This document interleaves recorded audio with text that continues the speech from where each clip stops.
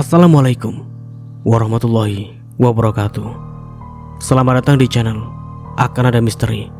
Dan tentunya masih bersama saya Mas Nara. Di kesempatan kali ini saya akan menceritakan sebuah cerita horor dengan judul Amarah Dendam Arwah Istriku. Sebelum ke ceritanya, bagi kalian yang belum subscribe channel Akan Ada Misteri, silakan bisa subscribe dulu dan aktifkan lonceng notifikasinya agar kalian tidak ketinggalan cerita menarik dari channel Akan Ada Misteri. Dan oke, kalau sudah, terima kasih. And so, get ready to be haunted.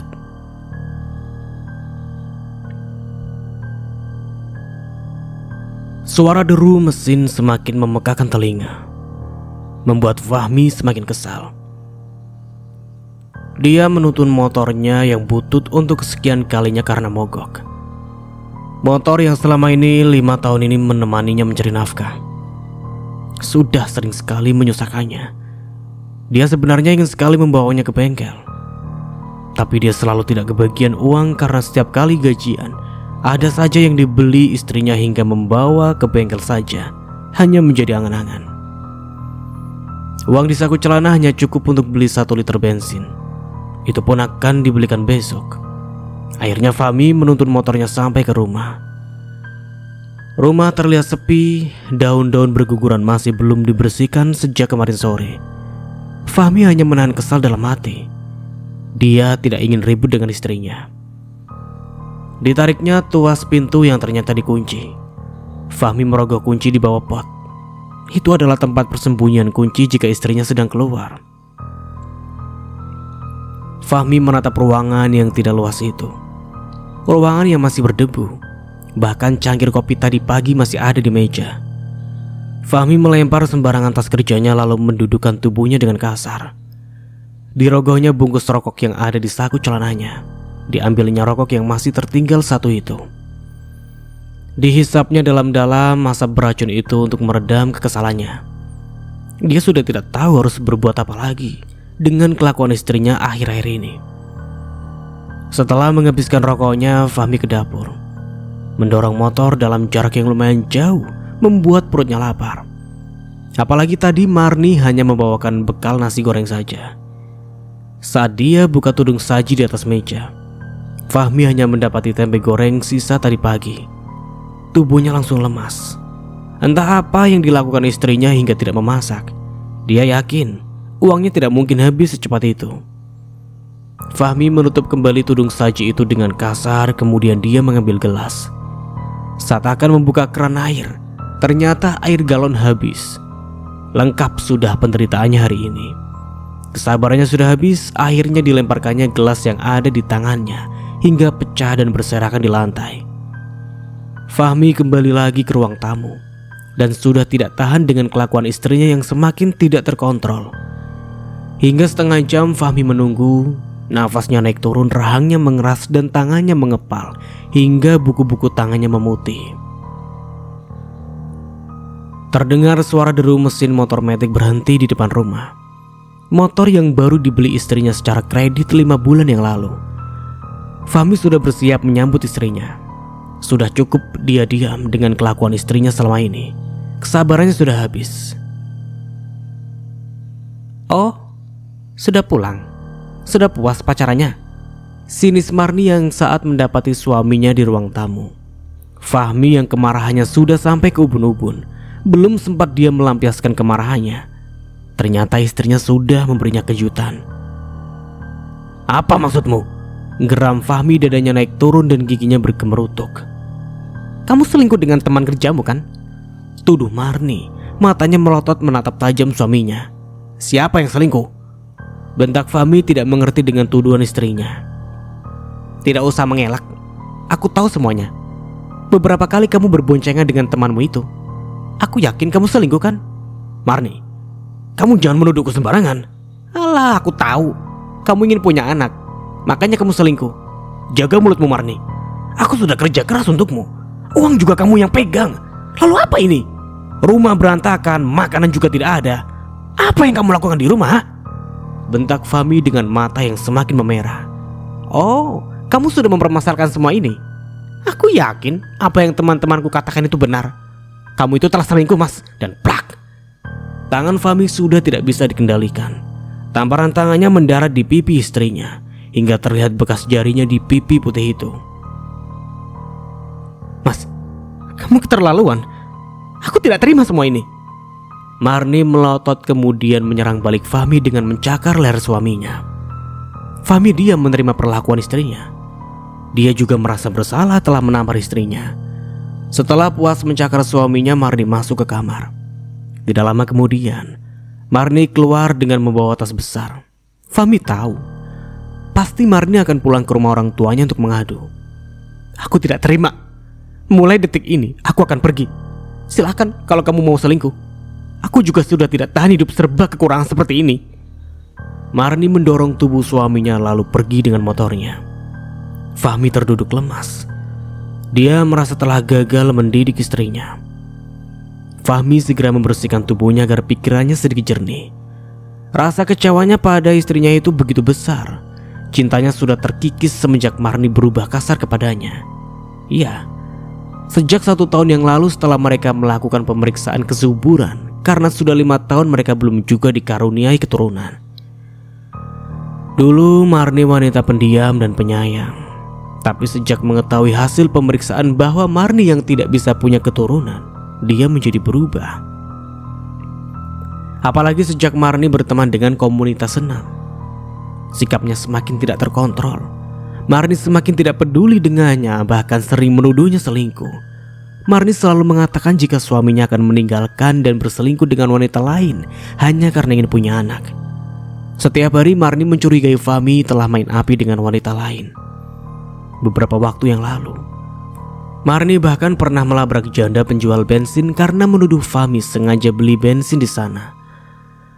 Saat itu Fahmi terpaksa membeli bensin di sana karena bensinnya habis tepat di depan kios milik janda itu. Entah dari mana istrinya tahu saat tiba di rumah, istrinya langsung marah-marah padanya dan juga melabrak janda itu.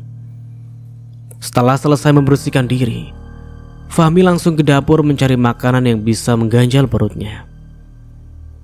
Di dalam kulkas sebenarnya penuh bahan makanan, bahkan sebagian sudah busuk.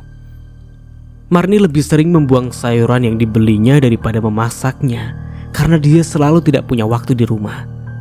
Sehari-hari dia sibuk dengan teman-temannya.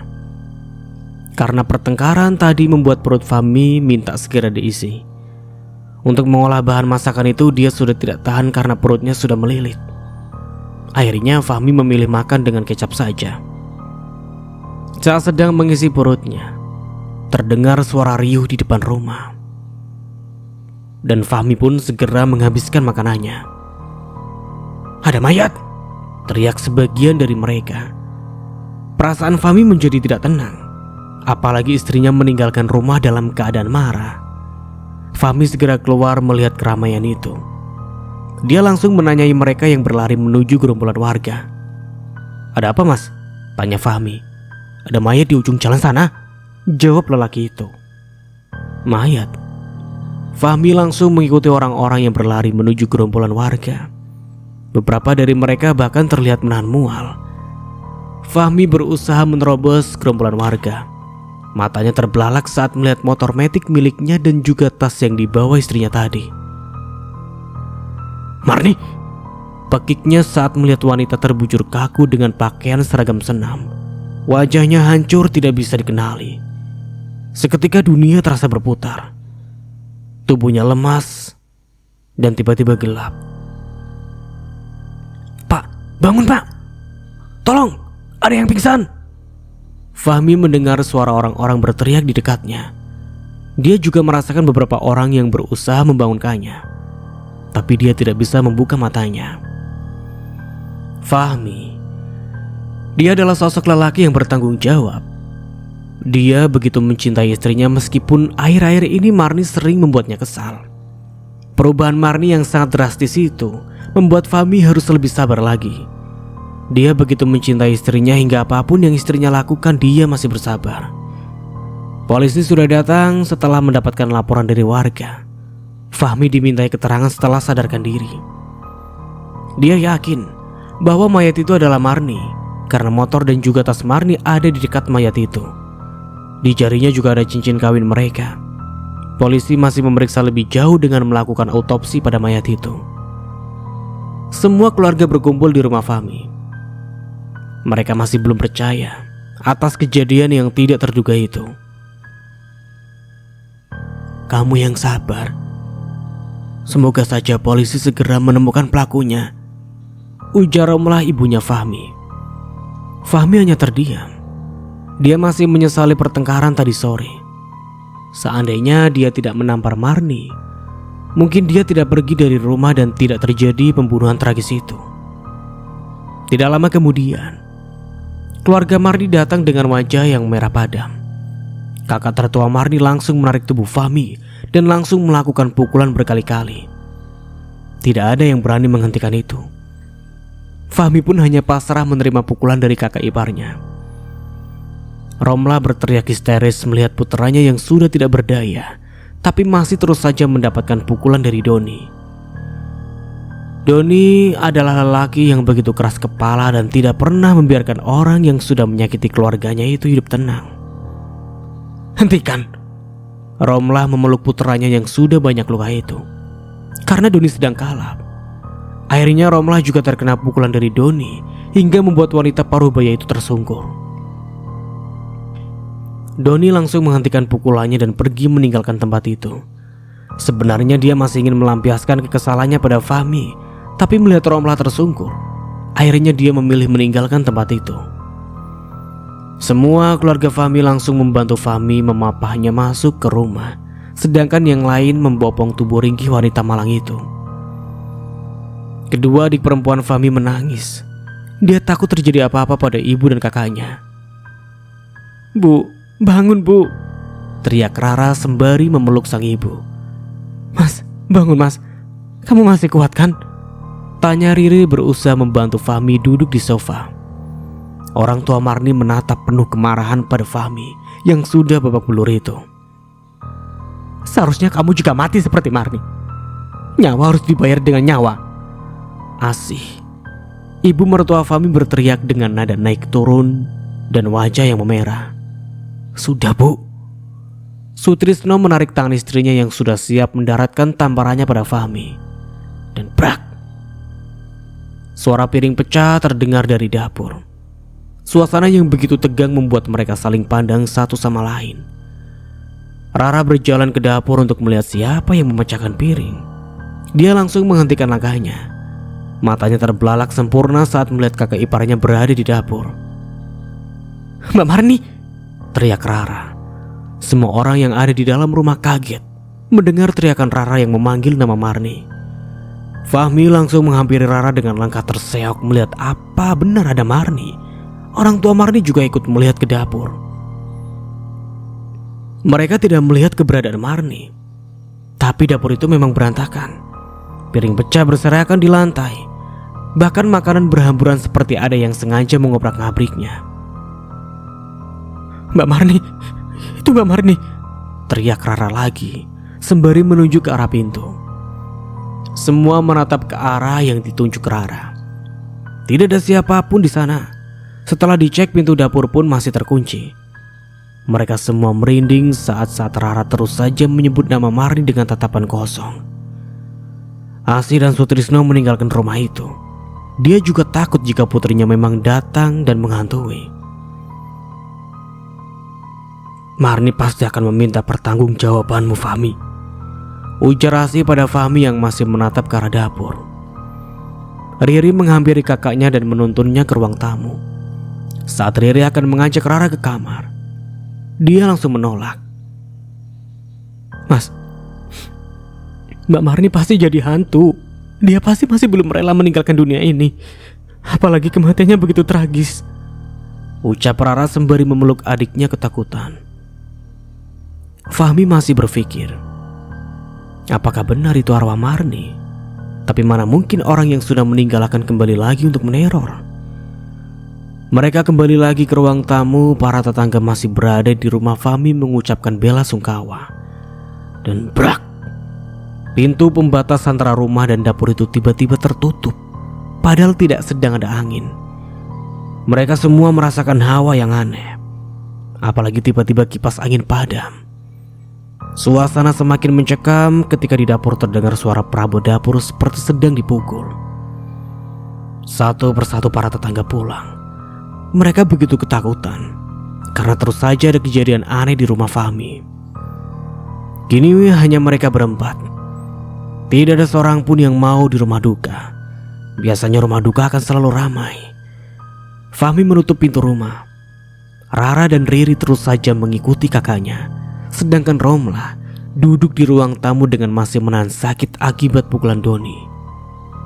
Mereka bertiga sebenarnya ingin sekali pulang, tapi mereka tidak tega meninggalkan Fahmi sendiri. "Mas, kita tidur satu kamar aja ya," pinta Rara yang masih sangat ketakutan karena dia yakin dia melihat Marni di dapur. "Iya mas, kita tidur di kamar depan saja ya," ujar Riri sembari bergidik membayangkan Marni datang. "Iya Fahmi, ibu juga takut kalau kita tidur terpisah." Romla berjalan mendekati putranya yang masih terlihat syok itu. "Ya udah, sekarang kita tidur di kamar depan. Kalian tidur di ranjang biar aku tidur di bawah," ujar Fahmi. Malam yang panjang tidak seperti malam-malam biasanya. Bahkan mata enggan untuk dipejamkan. Suara berisik di dapur semakin membuat bulu kuduk merinding. Mereka menjerit ketika lampu tiba-tiba padam. Fahmi ingin memeriksanya di luar, tapi ketika wanita itu mencegahnya, akhirnya Fahmi duduk di samping ranjang menjaga keluarga. Tidak lama lampu menyala lagi dibarengi suara pintu tertutup dengan kencang. Ketiga wanita itu menjerit sambil memeluk Fahmi. Seperti ada yang memang mengganggu mereka. Lampu padam dan sebentar menyala. Suara gesekan besi dengan lantai memekakan telinga. "Bu, aku tidak yakin itu Marni. Pasti ada yang menakut-nakuti kita," ujar Fahmi setengah berbisik. "Mas, itu benar Mbak Marni. Aku lihat sendiri waktu di dapur. Matanya melotot padaku," bisik Rara sembari meletakkan tubuhnya pada kakak lelakinya. "Tapi Mas tidak percaya kalau ada arwah gentayangan?" "Aku yakin itu arwah Mbak Marni. Aku yakin itu," bisik Rara. Dia begitu yakin karena dia memang melihat Marni. Suara ketukan pintu kamar membuat mereka semakin ketakutan. Hingga mereka menahan nafas agar pintu itu tidak dibuka. Suara langkah kaki terdengar berjalan mondar-mandir di ruang tamu. Sesekali suara ketukan di pintu kamar terdengar. Lampu di ruang tamu menyala lalu mati begitu seterusnya hingga membuat keempat orang itu tidak bisa tidur semalaman.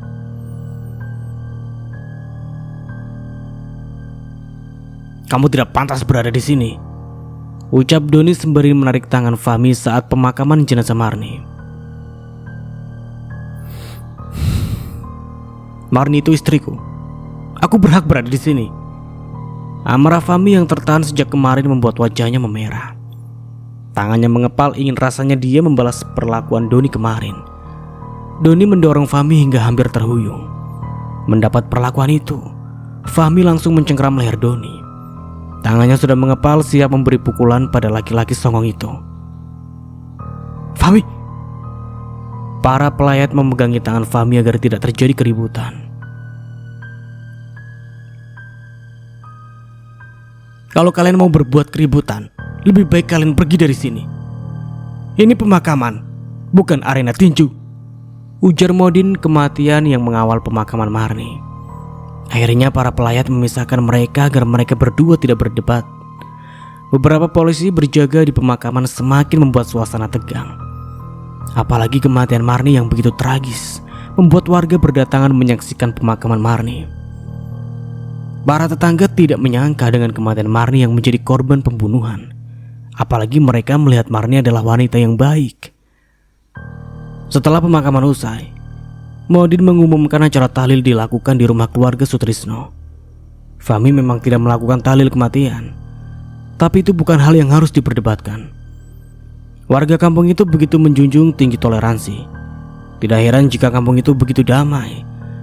Perbedaan bukan hal yang perlu menjadi perdebatan. Mereka bisa hidup berdampingan dengan saling menghormati keyakinan satu sama lain. Setelah selesai pemakaman, Fahmi diminta datang ke kantor polisi untuk diperiksa sebagai saksi.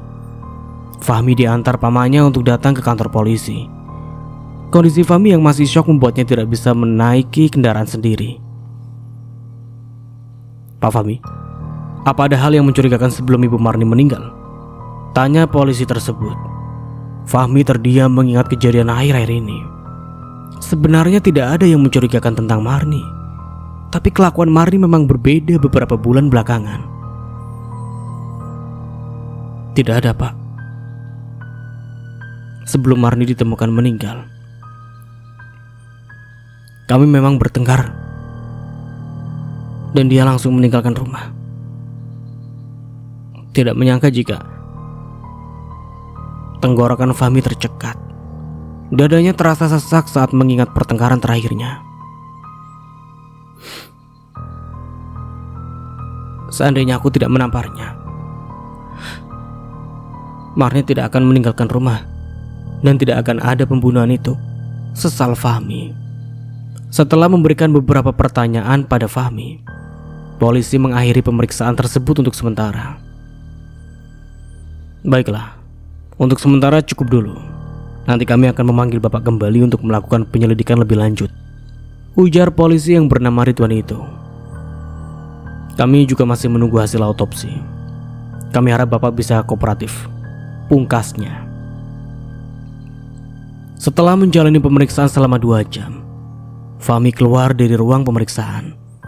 Dia berjalan gontai dengan tatapan kosong. Pikirannya masih tertuju pada mayat itu. Dia masih berharap kalau itu bukan istrinya. "Mas Doni?" Fahmi kaget tiba-tiba ada Doni di depannya.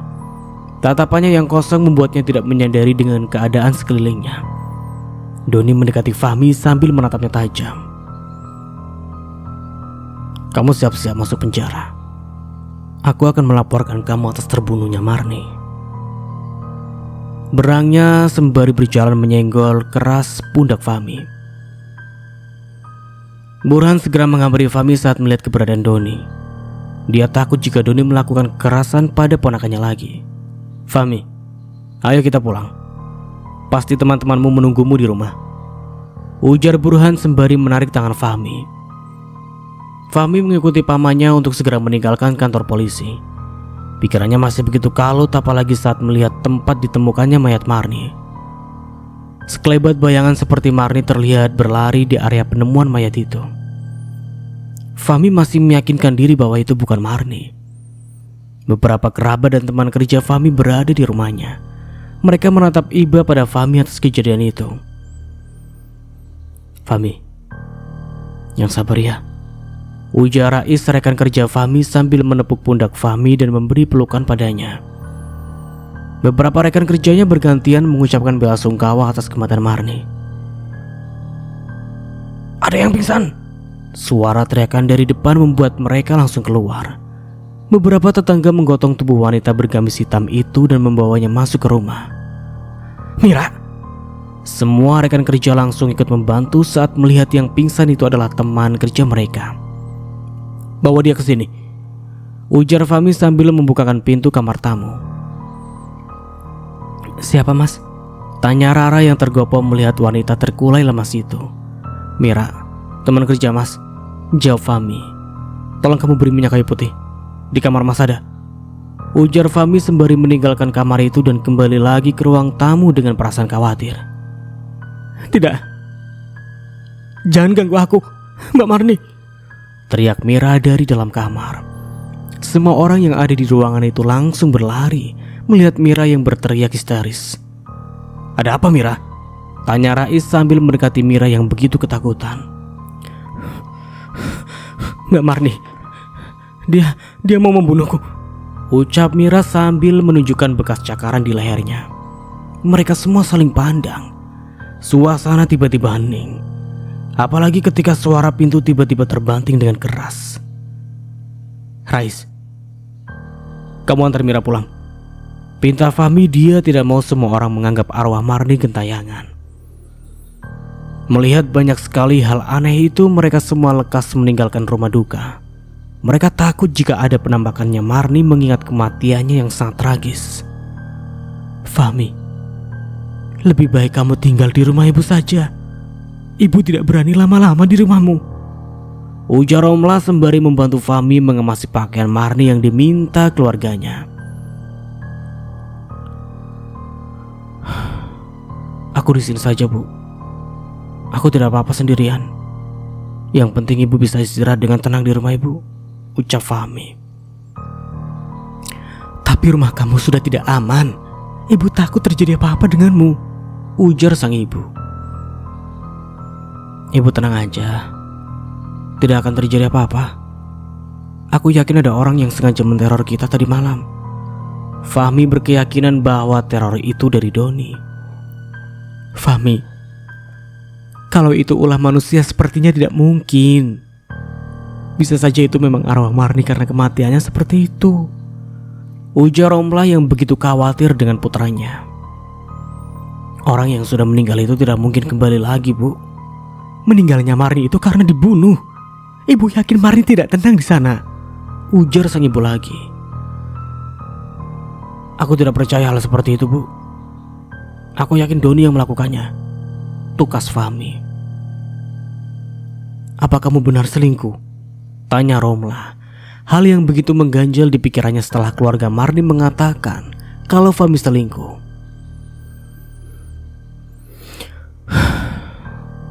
Tidak, Bu. Marni memang selalu menuduhku selingkuh sejak dia tahu kalau dia tidak bisa punya keturunan. Marni menuduhku punya hubungan dengan Mira sejak dia melihat kami satu proyek, ucap Fahmi lagi. Kamu yang sabar ya. Mudah-mudahan polisi segera menemukan pembunuhnya, ujar Romla sambil mengusap pundak putranya.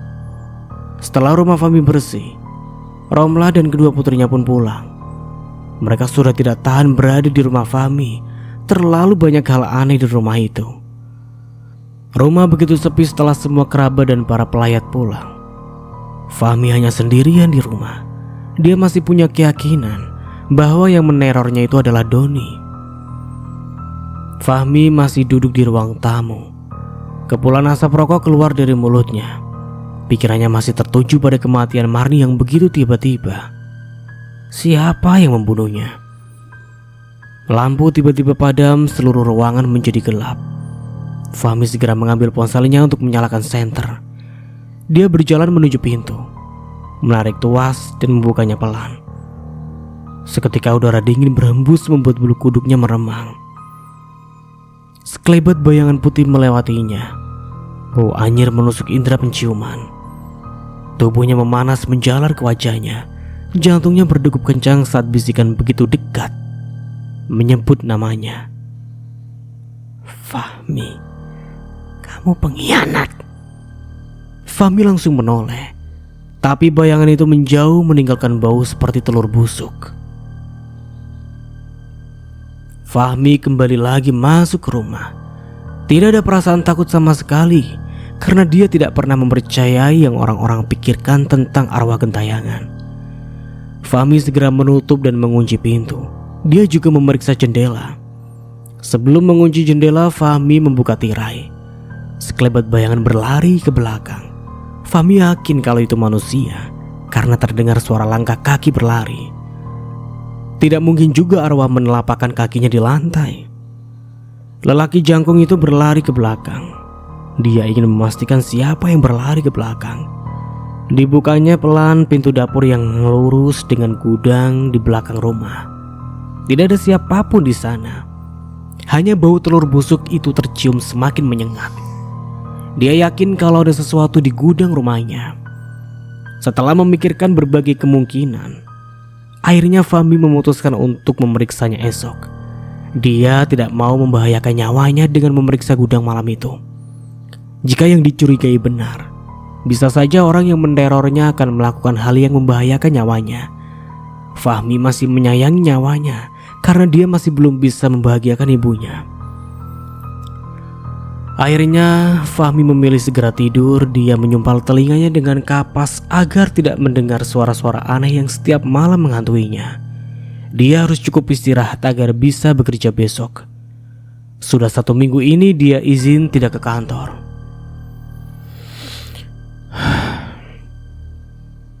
Aku harus bangkit. Aku harus bisa memulai hidup baru.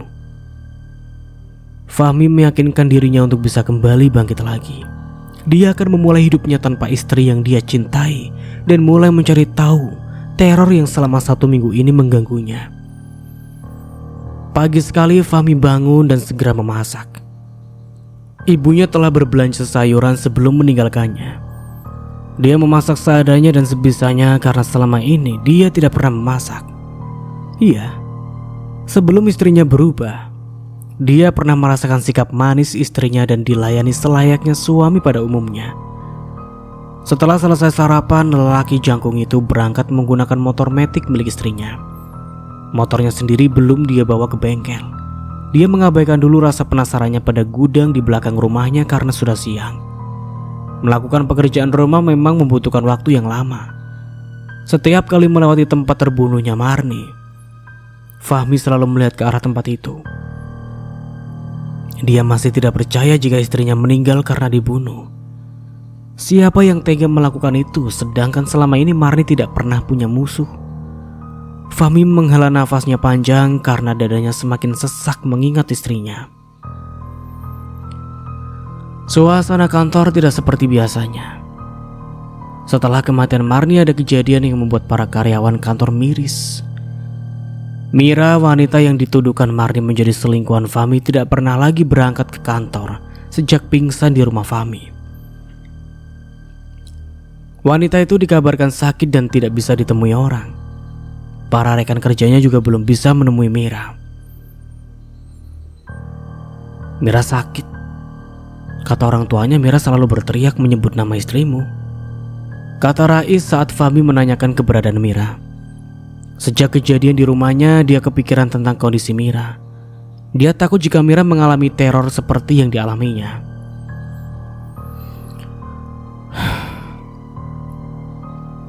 Nanti sepulang kerja antar aku ke rumah Mira. Bagaimanapun juga aku ikut bertanggung jawab dengan keadaan Mira. Fahmi merasa miris mendengar cerita Rais. Dia juga menyesalkan kejadian itu. Pertengkarannya dengan Marni telah menyeret wanita tak berdosa itu. Iya, karena Mira tidak ada sangkut pautnya dengan masalah rumah tangganya. Dia hanya sebagai tertuduh saja. Fahmi menghembuskan nafasnya kasar. Kematian Marni sungguh menyisakan misteri. Dia tidak akan membiarkan teror itu terus menghantuinya. Singkatnya, di rumah Mira, Fahmi menemui orang tua Mira. Dia meminta maaf atas kejadian yang menimpa Mira. Sebenarnya apa kalian ada hubungan? Tanya orang tua Mira. Lelaki berwajah keriput itu menatap sedih pada Fahmi. Sungguh, jika memang mereka ada hubungan, lelaki tua itu mengira bahwa putrinya mendapat karma dari perbuatannya. Dia sudah mewanti-wanti putrinya untuk tidak pernah berhubungan dengan suami orang. Demi Allah, kami tidak ada hubungan apa-apa. Kami hanya kebetulan satu proyek dan sekali waktu saya mengantar Mira. Karena kejadian itu Marni menuduh kami ada hubungan. Ucap Fahmi mengklarifikasi. Dia sendiri tidak tahu kenapa Marni sampai sejauh itu menuduhnya. Padahal selama ini Fahmi selalu menunjukkan cintanya pada Marni dengan tidak pernah mempermasalahkan keadaan Marni yang tidak bisa memberikan keturunan. Apa itu cukup sebagai bukti? Fahmi sungguh tidak mengerti dengan sikap istrinya. Bapak juga sebenarnya percaya pada Mira. Bapak hanya tidak habis pikir kenapa Mira diteror istrimu. Sekarang dia hanya diam di kamar, tidak bisa diajak bicara. Lelaki tua itu menahan sesak di dadanya. Anak sulungnya yang menjadi tumpuan hidupnya telah menjadi linglung. Boleh saya temui Mira? Tanya Fahmi. Dia ingin tahu sebenarnya keadaan Mira. Separah apa keadaan wanita malang itu? Masuklah. Lelaki itu mengantar Fahmi ke kamar Mira yang berada di lantai atas rumah tua itu. Sedangkan Rais masih bertahan di ruang tamu karena tidak tega melihat Mira. Fahmi mengikuti lelaki tua itu berjalan sambil matanya masih mengawasi keadaan ruangan itu. Dia merasa ada mata yang mengawasinya. Seketika bulu kuduknya berdiri kala tiba-tiba jendela kaca menutup, entah tertiup angin atau karena apa. Suasana menjadi horor ditambah hawanya dingin itu dari rumah tua itu. Aroma menyan sesekali terhirup samar di hidungnya. Lelaki bernama Ahmadi itu menutup jendela. Dia sudah tidak kaget karena selama seminggu ini dia sering mengalami teror seperti itu. Terkadang dilempar telur busuk, dia hanya bisa pasrah mendapatkan teror itu karena tidak tahu teror itu dari manusia atau dari arwah gentayangan. Pintu tua dengan ukiran bergambar ular itu terbuka sempurna. Fahmi memalingkan wajahnya saat melihat Mira yang hanya memakai pakaian tipis duduk menatap kosong ke arah jendela. Lelaki tua itu lantas mengambil selimut untuk menutup tubuh putrinya. "Mira, itu ada anak Fahmi." Ahmadi mengusap rambut putrinya yang keadaannya semakin memburuk. Mira menoleh. Dia menatap lelaki berkulit sawo matang itu. Tatapannya seperti meminta tolong, tapi bibirnya tidak bisa mengucapkan kata. Tiba-tiba dia melotot sambil menunjuk ke arah belakang Fahmi. "Ampun, Mbak. Aku tidak merebut Mas Fahmi, jangan ganggu aku." Ahmadi langsung memeluk putrinya. Dia ikut menangis saat putrinya berteriak-teriak sambil menjabak rambut. "Pulanglah, nak Fahmi. Sepertinya istrimu tidak mau melihatmu di sini," kata lelaki tua itu tanpa menyalahkan Fahmi. Lelaki itu meyakini bahwa memang putrinya tidak bersalah. Mira hanya sebagai korban cinta buta Marni. Fahmi meninggalkan rumah itu, dia semakin merasa bersalah melihat keadaan Mira. Tidak seharusnya Mira mengalami teror yang dia dapatkan dari Marni. Dia mulai berpikir untuk segera mencari tahu tentang teror itu. Sebelum keluar dari rumah tua itu, Fahmi melihat kembali ke dalam. Dia masih merasa diawasi. Matanya pun tertuju pada celah ukiran pembatas rumah itu. Dan terlihatlah bayangan berpindah tempat. Fahmi berlari mengejar bayangan itu. Dia tidak peduli belum izin pemilik rumah. Tujuannya hanya satu, ingin melihat siapa yang berlari itu. Fahmi mengejar lelaki yang berlari menuju pintu belakang. Orang itu seperti tahu betul keadaan rumah tua itu. Dia langsung menarik tangan lelaki itu saat mereka sudah semakin dekat. Matanya terbelalak melihat lelaki yang mengawasinya tadi. "Kamu?" Lelaki itu menoleh lalu memalingkan wajahnya. Dia berusaha menarik tangannya, tapi cekalan tangan Fahmi sangat kuat. "Bukankah kamu yang ikut di pemakaman istri saya?" tanya Fahmi. Dia lelaki yang ditemui Fahmi saat pemakaman Marni. Fahmi masih ingat betul lelaki itu. Sebenarnya siapa dia? "Kamu siapa?" tanya Fahmi sambil masih mencekal pergelangan lelaki itu.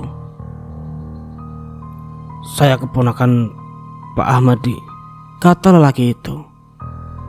"Fahmi, ada apa?" Rais menghampiri Fahmi saat dia melihat Fahmi berlari ke belakang. Fahmi menoleh ke arah Rais dan melepaskan cekalan tangannya, dan lelaki itu langsung berlari. Pergerakannya sangat lincah hingga Fahmi tidak mengetahui ke arah mana lelaki itu berlari. Sial, bisa saja lelaki itu yang meneror Mira. Fahmi pun kehilangan jejaknya. "Kamu lihat lelaki yang bersamaku barusan?" Fahmi bertanya memastikan temannya juga tahu lelaki tadi. "Siapa? Kamu dari tadi sendirian?" Jawaban Rais semakin membuat Fahmi bingung.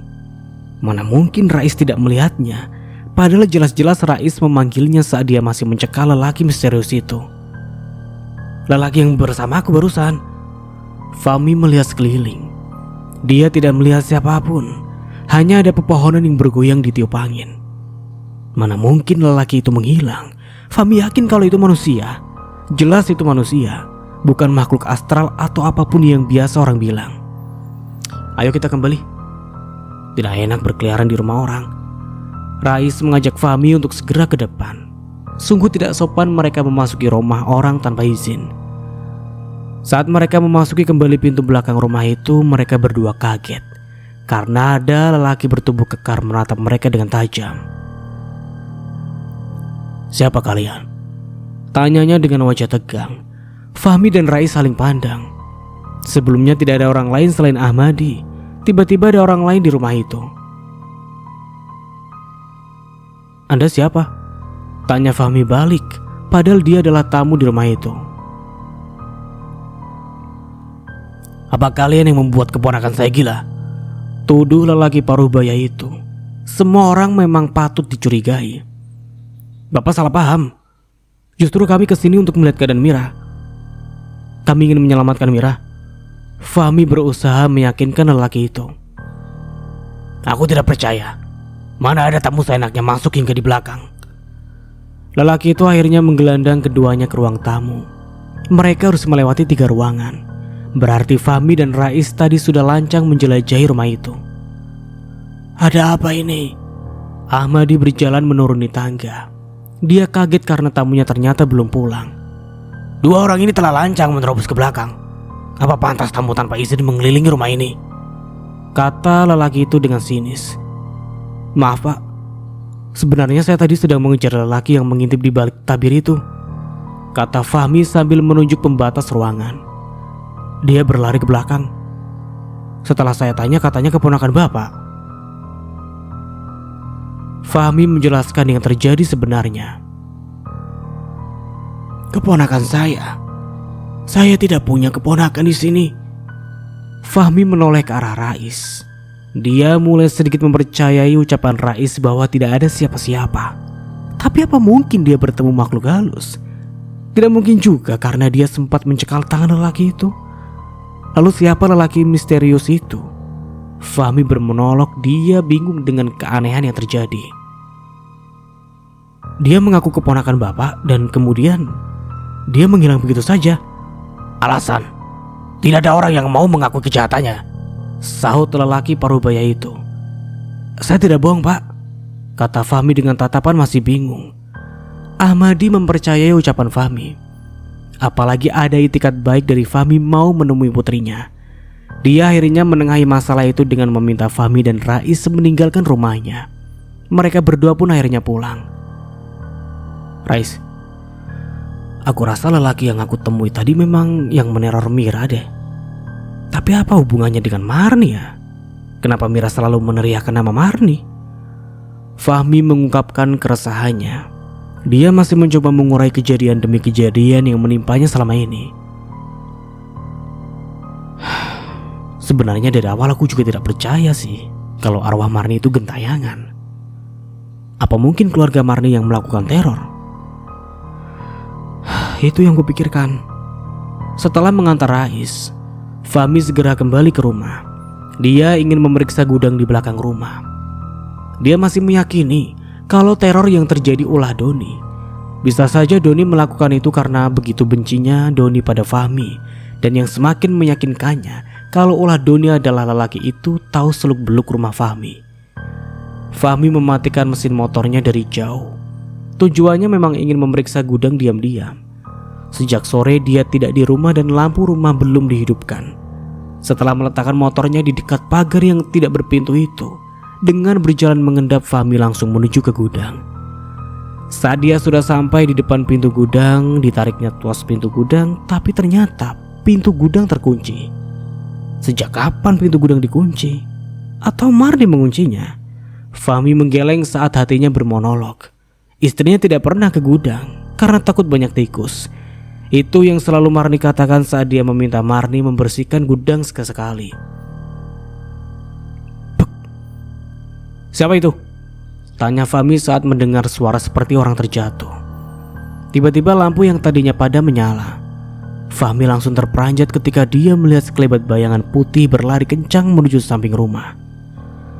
Fahmi berlari mengejar bayangan itu. Tapi bayangan itu terlalu cepat melesat. Dia yakin kalau bayangan itu berasal dari samping gudang. Tapi kenapa lampu tiba-tiba menyala? Siapa yang menyalakannya? Brak!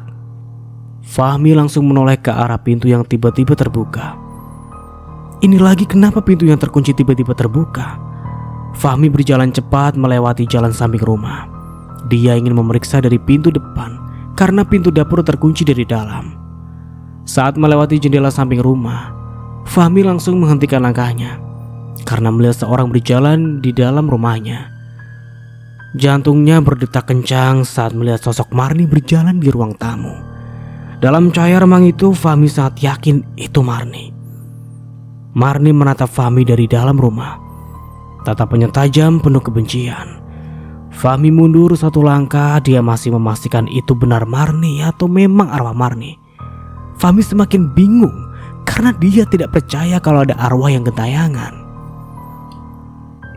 Dalam keadaan setengah tidak percaya dengan yang dilihat, tiba-tiba hawa terasa dingin dan ada sesuatu yang menyentuhnya dari belakang. Fahmi terdiam dan tangannya langsung dingin saat dia merasakan ada seseorang di belakangnya. Terlihat jelas bayangannya dari kaca rumah. Dan duk, Fahmi tersungkur karena bayangan itu mendorongnya. Dia langsung menoleh.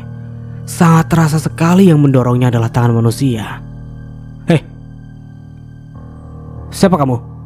Fahmi bertanya sambil berputar berjalan mengelilingi mencari siapa yang telah mendorongnya.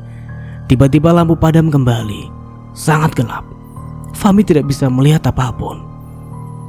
Tiba-tiba tubuh Fahmi diseret sangat kuat oleh tangan kekar. Dia berusaha menarik tangannya, tapi tangan itu terlalu kuat hingga membentur pintu gudang. Beberapa kali Fahmi mendapat pukulan dan tendangan. Fahmi berusaha melawan, tapi dia sudah terjatuh hingga sebuah kayu menghantam kepalanya. Fahmi merasakan kepalanya begitu sakit dan dia pun tidak sadarkan diri. Dia melihat Marni tersenyum ke arahnya dan mengatakan, "Kamu harus mendapatkan balasannya." Fahmi membuka matanya. Dia berusaha bangun sambil memegang kepalanya yang sakit. Tengkuk bekas pukulan masih terasa berat. Fahmi melihat sekitar. Entah berapa lama dia pingsan di sana yang jelas suasana begitu sepi. Pintu dapur tidak tertutup sempurna. Fahmi masuk sambil berjalan sempoyongan efek tengkuk yang masih sakit. Dia langsung masuk ke kamar setelah membersihkan diri. Dilihatnya jam dinding menunjukkan pukul 11 malam. Berarti lumayan lama dirinya pingsan. Fahmi masih mengingat kejadian yang baru saja terjadi. Apa mungkin itu Doni? Lalu Marni, kenapa dia juga ada? Apa mungkin Marni masih hidup? Lalu siapa mayat itu? Semakin dipikirkan semakin dia bingung. Aduh. Lelaki jangkung itu menajamkan pendengarannya. Mendengar desahan mirip orang yang sedang melakukan hubungan badan. Fahmi berjalan menuju sumber suara. Dia yakin suara itu dari dalam rumahnya, karena rumahnya juga berjarak dengan rumah tetangga. Semakin ke depan, Fahmi semakin mendengar suara desahan itu dengan jelas. Dia menempelkan telinga di depan pintu kamar tamu. Suara semakin jelas, desahan bersautan membuat bulu kuduk meremang. Fahmi langsung menarik knop pintu. Dalam pikirannya adiknya memasukkan laki-laki di rumahnya tanpa sepengetahuannya. Jika benar, dia akan mematahkan laki-laki itu. "Siapa di dalam?" Fahmi menggedor pintu. Suara desahan itu menghilang. Tapi tiba-tiba lampu teras pecah seperti ada yang melempar. Fahmi terlonjak, dia pun kembali ke kamar mengunci pintu dan memilih mengabaikan apapun yang terjadi di rumahnya. Dia sudah sangat lelah. Fahmi berusaha menutup mata dan telinganya yang semakin panas mendengar suara desahan. Apa iya setan sedang berzina di rumahnya? Fahmi bergidik membayangkannya. Dia lantas menutup telinganya dengan bantal, berharap suara-suara erotis itu tidak terdengar. Tapi ternyata sia-sia. Alam bawah sadarnya memintanya untuk mendengarkan dan membayangkan. Begitulah otak manusia yang akan cenderung tertarik pada hal-hal erotis.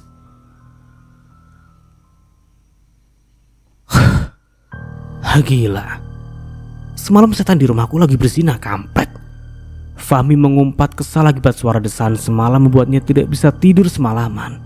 Dia yang dalam kondisi sendiri merasa tersiksa setengah mampus.